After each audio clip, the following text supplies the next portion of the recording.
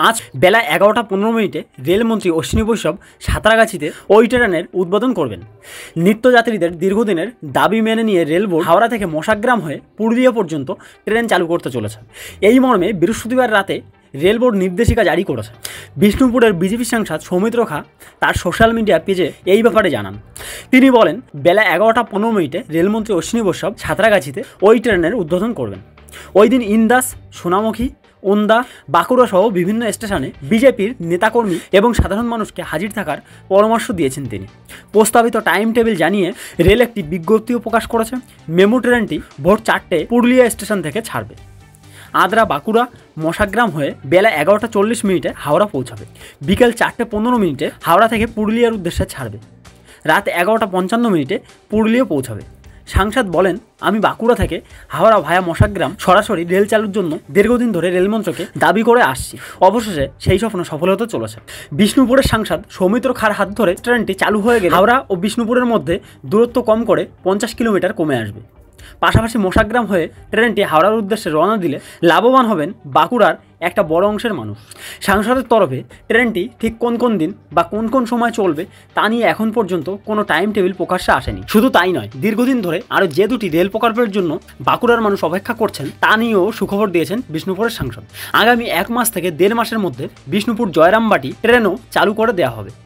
সকালে একটি ট্রেন চলবে, বিকেলে একটি ট্রেন চলবে। আর ভবিষ্যতে বেলিয়াতর দুর্গাপুর রেলপথ চালুরও স্বপ্ন দেখিয়েছেন বাঁকুড়ার সাংসদ।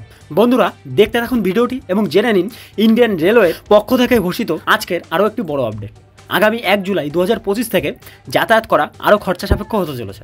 রেল মন্ত্রণালয় জানিয়েছে, বিভিন্ন শ্রেণীর ট্রেন ভাড়ায় বাড়তি টাকা গুনতে হবে যাত্রীদের। এই ভাড়া বৃদ্ধির সিদ্ধান্ত সরকারি স্তরে অনুমোদিত হয়েছে এবং সমস্ত জনে তা কার্যকর করতে নির্দেশ পাঠানো হয়েছে। টাইমস অফ ইন্ডিয়ার রিপোর্ট অনুযায়ী নন এসি মেল ও এক্সপ্রেস ট্রেনে প্রতি কিলোমিটারে 1 পয়সা এবং এসি শ্রেণীতে প্রতি কিলোমিটারে 2 পয়সা বাড়ানো হচ্ছে। যদিও এই অঙ্ক গুনতে সামান্য লাগলেও দীর্ঘ দূরত্বের যাত্রায় ভাড়া অনেকটা বেড়ে যাবে বলে অনুমান।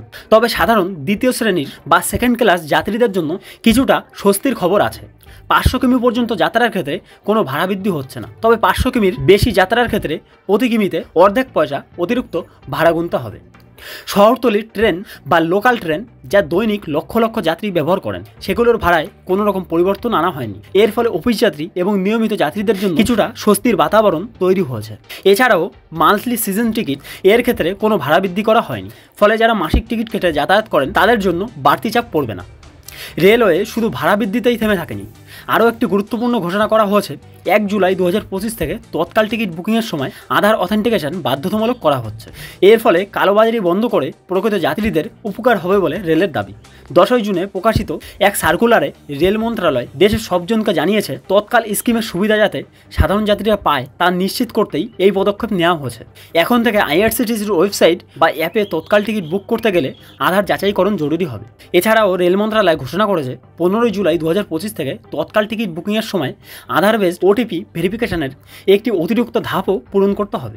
অর্থাৎ তৎকাল পরিষেবা এখন আরও বেশি নিরাপদ ও নিয়ন্ত্রিত হতে চলেছে। তো বন্ধুরা, ইন্ডিয়ান রেলওয়ের এমনই টাটকা আপডেটগুলি পাওয়ার জন্য চ্যানেলটি সাবস্ক্রাইব করে পাশে থাকুন এবং ভিডিওটি এখনও লাইক না করে থাকলে প্লিজ একটি লাইক করবেন, কারণ আপনার একটি লাইক আমার জন্য খুবই গুরুত্বপূর্ণ। সবাই ভালো থাকবেন, সবার ভালো থাকাটা কামনা করে শেষ করছি আজকের video. Thank you so much.